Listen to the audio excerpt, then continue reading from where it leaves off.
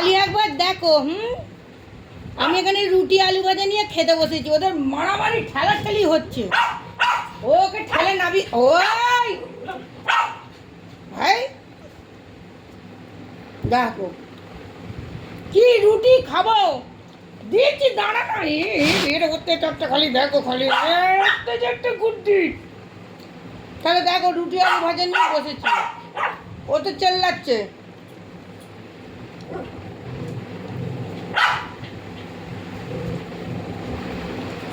এই খাবার কে হজম হবে? এখানে বুঝিয়ে দেখো